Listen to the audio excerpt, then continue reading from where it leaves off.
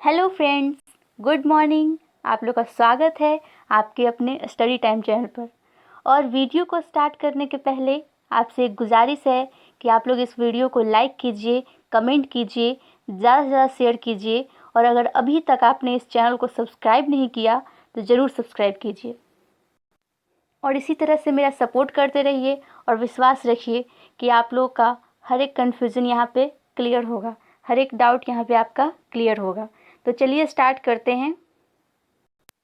तो पिछले वीडियो में आपने पढ़ा कि केस क्या है, केस के कितने टाइप्स होते हैं और इसके क्या क्या एग्जांपल्स होते हैं।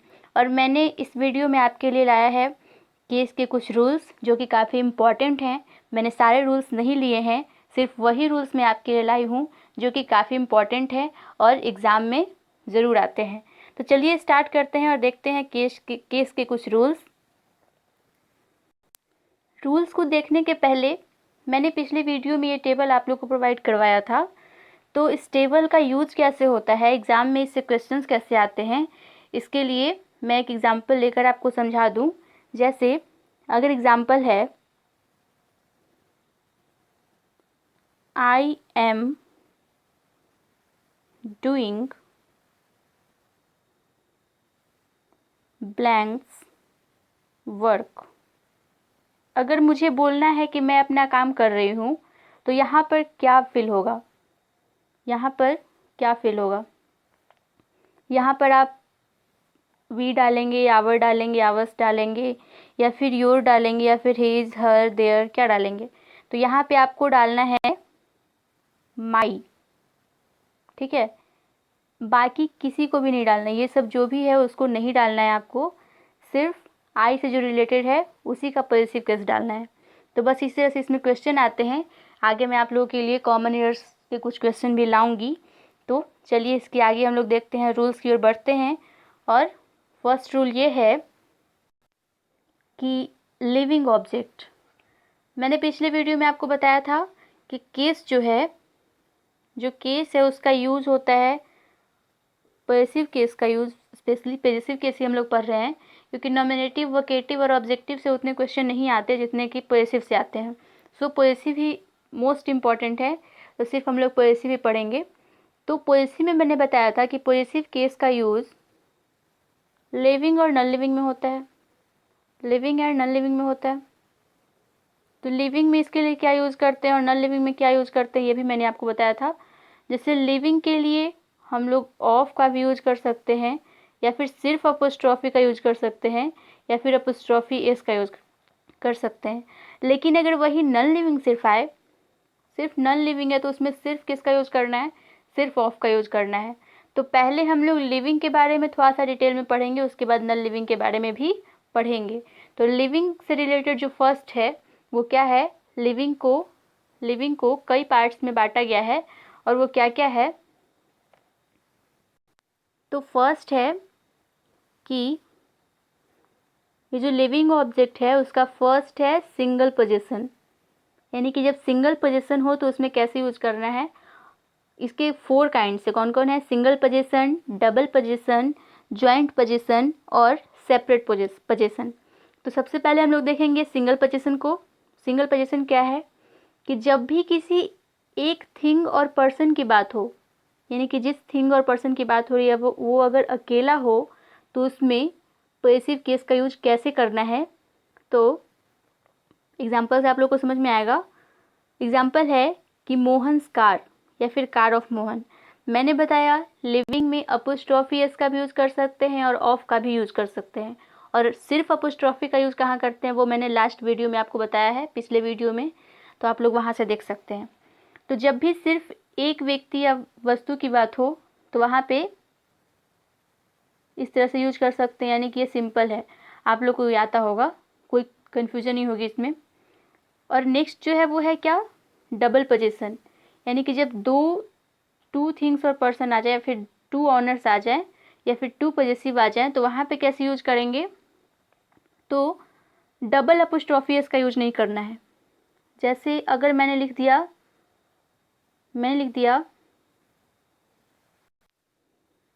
कि मैंने लिखा Ram's car's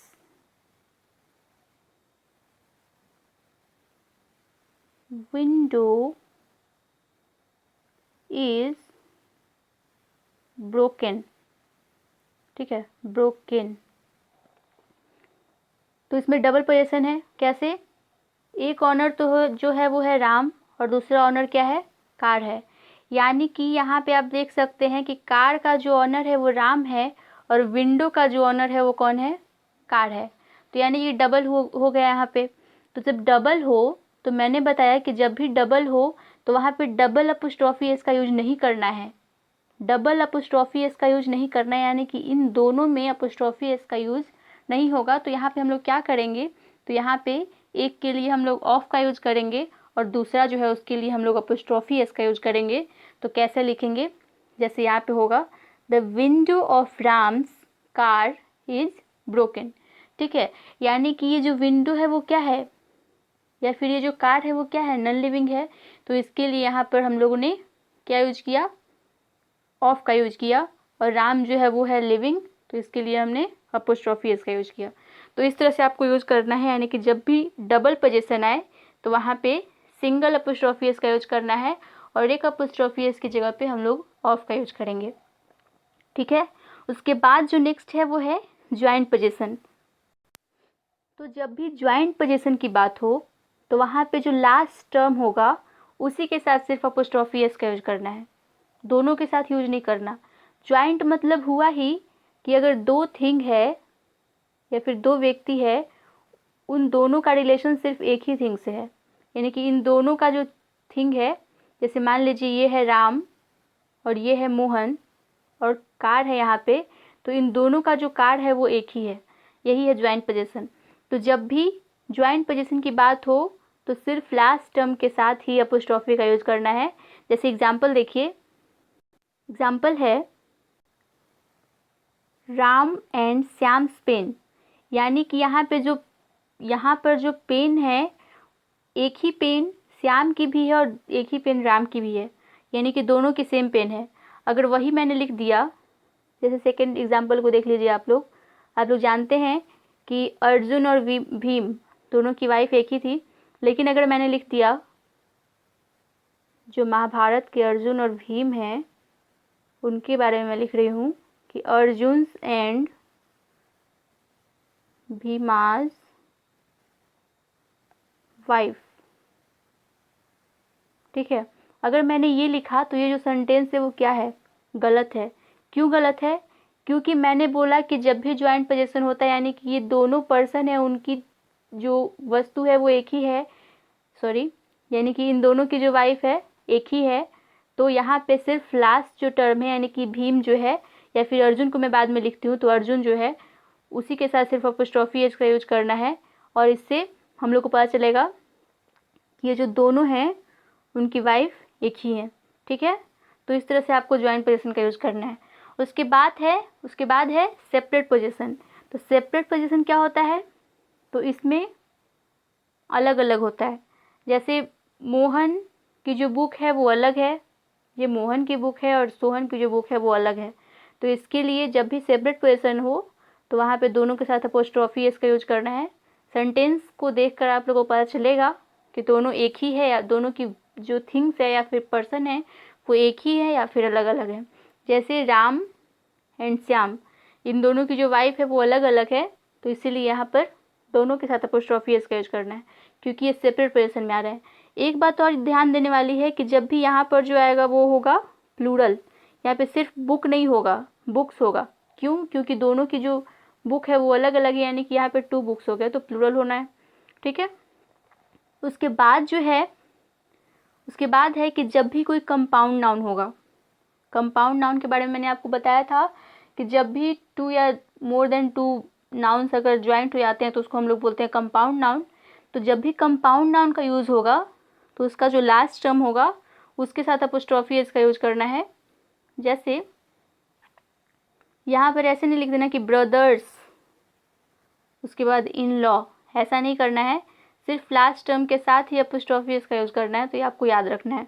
उसके बाद नेक्स्ट जो पॉइंट है वो है कि कभी कभी जो होता है कि हम लोग इन सब चीज़ को डिनोट करने के लिए, यानी कि school, shop, clinic, church, house, hospital, इन सब को डिनोट करने के लिए अगर सिर्फ अपोस्ट्रोफी का यूज कर दें तो उससे पता चल जाता है कि इन सब चीज़ों का हम लोग इंडिकेशन दे रहे हैं, यानी कि इंडिकेट कर रहे हैं। जैसे एग्जाम्पल है कि he met me at Ram's, यानी कि इस सेंटेंस से ये पता चल रहा है कि वह जो है वो मुझे कहाँ मिला, तो राम के घर पर मिला या फिर राम के क्लिनिक में मिला, यानी कि राम का जो भी है वहाँ पे मिला। ठीक है, यानी कि इन सब चीज़ों को डिनोट कर दिया जब भी अपोस्ट्रोफी इसका यूज लास्ट में करते हैं तो। लेकिन अगर यहाँ पर जैसे मैंने लिख दिया कि राम्स इज़ वेरी गुड, यहाँ पे मैंने हाउस नहीं लिखा, ठीक है, यहाँ पे मैंने हाउस नहीं लिखा, सीधे लिख दिया कि राम्स इज़ वेरी गुड, तो जब भी सब्जेक्ट के रूप में यूज करना है तो वहाँ पे आपको हाउस या फिर शॉप या फिर स्कूल या फिर क्लिनिक या चर्च या हॉस्पिटल डालना है। लेकिन अगर वही लास्ट में यूज कर रहे हैं सेंटेंस के लास्ट में, तो वहाँ पे अपोस्ट्रोफी सिर्फ डालकर आप बता सकते हैं कि आप क्या वहाँ पर डिनोट कर रहे हैं। ठीक है, अब जो नेक्स्ट रूल है वो क्या है? नेक्स्ट रूल है कि जब भी कलेक्टिव नाउन का यूज होता है, तो उसमें अपोस्ट्रोफी एस का भी यूज कर सकते हैं और ऑफ का भी यूज कर सकते हैं, दोनों का यूज कर सकते हैं। ठीक है, जैसे एग्जाम्पल देखिए कि अगर लिखना है द क्राउड्स रिएक्शन, मतलब क्राउड का जो रिएक्शन है वो क्या हुआ, तो यहाँ पे क्राउड में भी अपोस्ट्रोफी एस लगा सकते हैं या फिर लिख सकते हैं कि द रिएक्शन ऑफ क्राउड। ठीक है, तो अपोस्ट्रोफी एस और ऑफ दोनों का यूज कर सकते हैं, यहाँ पे कोई दिक्कत होनी ही नहीं चाहिए, क्योंकि जब भी आता है तो अपोस्ट्रोफी एस और ऑफ में ही कन्फ्यूजन होता है। तो यहाँ पे जब भी कलेक्टिव नाउन हो तो दोनों का यूज कर देना है। उसके बाद जो नेक्स्ट पॉइंट है कि जब भी कोई डिग्निफाइड ऑब्जेक्ट हो, यानी कि डिग्निफाइड क्या होता है उसको थोड़ा सा मैं एक्सप्लेन करूँ तो डिग्निफाइड मतलब होता है उत्कृष्ट। ठीक है, तो डिग्निफाइड मतलब होता है उत्कृष्ट। तो इस तरह के सेंटेंस में हमेशा सिर्फ अपोस्ट्रोफी एस का यूज होगा। जैसे द कोर्ट डिक्री, तो यहाँ पे अपोस्ट्रोफी एस का यूज करेंगे। या फिर सन रे, तो यहाँ पे ऐसे नहीं लिखना है कि द रे ऑफ सन, ये नहीं लिखना है कि द रे ऑफ सन, बल्कि यहाँ पर सीधे आपको लिखना है कि सन्स रे। अगर ये लिखते हैं तो गलत होता है। ठीक है, उस तरह से अगर है कि नेचर्स वर्क, या फिर द अर्थ्स क्रिएचर्स, या फिर द मून क्रिसेंट, तो क्रिसेंट क्या होता है, तो यानी कि जो अर्ध चंद्रमा होता है, यानी कि जो आधा चंद्रमा होता है वो होता है। ठीक है, इसके बाद है कि जब भी अपोजिशन की बात आए, अगर पोजेसिव केस में नाउन की अपोजिशन की बात है, यानी किसी को इंडिकेट करने की या फिर किसी को ये बताने की, जैसे बोलते हैं राम, जैसे हम लोग बोलते हैं राम, उसके बाद बोलते हैं यू आर वेरी गुड, जैसे बोलते हैं इस तरह का सेंटेंस कुछ, यू आर वेरी गुड, तो ये जो हो रहा है वो क्या कर रहे हैं हम लोग, अपोजिशन, यानी कि इसको एड्रेस कर रहे हैं। तो इस तरह का अगर सेंटेंस हो तो वहाँ पे अपोस्ट्रोफी इसका यूज करना है। जैसे टैगोर वाज डेकोरेटेड, यानी कि टैगोर क्या है, तो एक पोएट के हाउस का नेम है टैगोर, और वो जो है वो क्या है, डेकोरेटेड है, तो यहाँ पे आपको अपोस्ट्रोफी इसका यूज करना है। तो इस तरह से सेकेंड एग्जाम्पल जो है ये एसएससी में आ चुका है, तो इसको आप लोग थोड़ा ध्यान से देखें। जैसे he married my friend Ram's sister, तो ये जो था वो कॉमन ईयर में आया था, तो क्या लिखा हुआ था, ही मैरिड माई फ्रेंड्स, उसके बाद राम्स और सिस्टर। ठीक है, इस तरह से लिखा हुआ था। तो यहाँ पे ये कैसे होगा, he married my friends Ram's sisters, ऐसे कैसे हो सकता है, जैसे फ्रेंड के राम के सिस्टर, ये तो पढ़ने में अजीब लग रहा है। तो यहाँ पे फ्रेंड के साथ अपोस्ट्रोफी एस का यूज नहीं होगा, क्योंकि वह जो है वो किससे मैरी किया, किससे शादी किया, तो मेरा जो फ्रेंड है जिसका नाम राम है उसकी सिस्टर से। ठीक है, राम की सिस्टर से। तो यहाँ पे मैंने एड्रेसिंग का काम किया है, इसीलिए यहाँ पे सॉरी अपोजिशन का यूज किया है, इसीलिए यहाँ पे मैंने अपोस्ट्रोफी एस का यूज किया। उसके बाद जो नेक्स्ट रूल है वो क्या है कि हम लोगों को कभी भी अपोस्ट्रोफी एस का यूज पॉजिटिव केस में, यानी कि पॉजिटिव प्रोनाउन और पॉजिटिव एडजेक्टिव में नहीं करना है। पॉजिटिव केस में कर सकते हैं, लेकिन पॉजिटिव प्रोनाउन और पॉजिटिव एडजेक्टिव में नहीं करना। पॉजिटिव केस में अगर नेम आता है, जैसे अगर मैंने लिख दिया राम, तो राम का जो पॉजिटिव केस होगा वो क्या होगा, राम का पॉजिटिव केस होगा राम्स, ठीक है। या फिर अगर कोई थिंग हो तो वहाँ पे राम्स कार लिख सकते हैं, राम्स बुक लिख सकते हैं, राम्स पेन लिख सकते हैं, तो इस तरह से। लेकिन अगर प्रोनाउन की बात है या फिर एडजेक्टिव की बात है तो वहाँ पे कभी भी अपोस्ट्रोफी इसका यूज नहीं करना। जैसे अगर मैंने एग्जांपल लिख लिया कि your sister is very intelligent, तो यहाँ पे ऐसे लिखना कि your sister is very intelligent, नहीं, ये गलत हो जाएगा। इसलिए ये बात याद रखना है कि जब भी पॉजेसिव प्रोनाउन या एडजेक्टिव आए तो वहाँ पे अपोस्ट्रोफी एस का यूज़ नहीं करना है। उसके बाद जो नेक्स्ट रूल है वो ये है कि अगर कभी भी अगर ये सब आ जाए, जैसे God, heaven, mercy, honesty, your, ये सब अगर आ जाए तो उसके बाद हम लोग अपोस्ट्रोफी एस का यूज़ करेंगे। लेकिन कब करेंगे, जब उसके बाद सेक का यूज हो। सेक मतलब क्या होता है, के वास्ते, यानी कि के लिए। जैसे आप लोग अक्सर बोलते हैं कि फॉर गॉड सेक ऐसा करो, तो जब भी इन सब के बाद सेक का यूज हो तो आपको इसके साथ, यानी कि गॉड के साथ, हेवन के साथ, मर्सी के साथ, ऑनेस्टी के साथ या फिर योर के साथ अपोस्ट्रोफी इसका यूज करना नेसेसरी है। जैसे एग्जाम्पल देखिए कि don't disturb me for God's sake, यहाँ पे सिर्फ गॉड सेक नहीं बोलना, गॉड्स सेक बोलना है। उसी तरह से है कि I am doing anything your sake, यानी कि मैं तुम्हारे लिए कुछ भी कर सकती हूँ। तो यहाँ पे सिर्फ योर सेक नहीं, योर से सेक करना है, यानी कि योर के साथ अपोस्ट्रोफी एस का यूज करना है, ठीक है। उसके बाद जो नेक्स्ट पॉइंट है कि जब भी पर्सोनिफाइड थिंग का यूज करना हो तो वहाँ पे अपोस्ट्रोफी एस का यूज ज़रूरी करना है आपको। तो पर्सोनिफाइड क्या होता है, पर्सोनिफाइड थिंग के साथ आपको अपोस्ट्रोफी एस का यूज करना है। लेकिन पर्सोनिफाइड होता है क्या है, तो पर्सोनिफाइड वो होता है कि अगर मान लीजिए कोई नॉन लिविंग थिंग है, जैसे यहाँ पे दिख रहा होगा आपको कि मेट्रो का जो ग्लास है वो नॉन लिविंग थिंग है, या फिर डोर जो है वो नॉन लिविंग थिंग है। तो ये जो डोर है वो नॉन लिविंग थिंग है, लेकिन इसको हमने लिविंग मान लिया। तो जहाँ भी नॉन लिविंग थिंग को लिविंग मान लिया जाए, लिविंग सपोज कर लिया जाए, तो वो हो जाता है पर्सोनिफाइड। जैसे मेट्रो ट्रेन में आपने लिखा हुआ देखा होगा, उसके ग्लास पे लिखा रहता है कि don't touch the doors glass of metro, ध्यान दिया होगा तो लिखा हुआ होता है अगर आपने मेट्रो में सफ़र किया है तो यहाँ पे ये नहीं लिखा होता है कि don't touch the glass of doors of metro, जी नहीं, यहाँ पे लिखा होता है कि don't touch the doors glass of metro.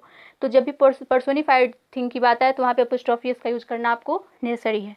उसके बाद जो नेक्स्ट पॉइंट है वो ये है कि जब भी कोई नेम है उसके बाद उसके पोस्ट की बात हो रही है, यानी कि उसके पोजीशन की बात हो रही है, यानी कि वो क्या है, तो उसके साथ अपोस्ट्रोफी इसका यूज करना है। जैसे मोदी, फर्स्ट तो आ गया नेम, उसके बाद मोदी कौन है, तो द प्राइम मिनिस्टर्स, ठीक है।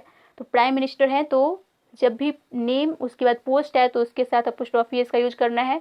तो वही मैंने लिख दिया है कि Modi the prime ministers policy is very good, ठीक है।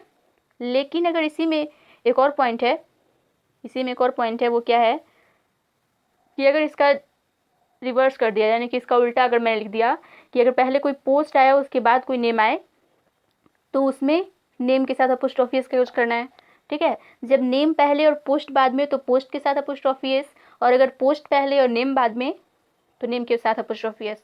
जैसे the PM Modi's policy is very good, ठीक है। उसके बाद जो आपका लास्ट रूल है वो ये है कि जब भी एब्रेविएशन यानी किसी भी थिंग का शॉर्ट फॉर्म हो, जैसे MP, MLA, तो इन सब के साथ अपोस्ट्रोफी एस यानी कि पॉजिटिव केस का यूज करना है।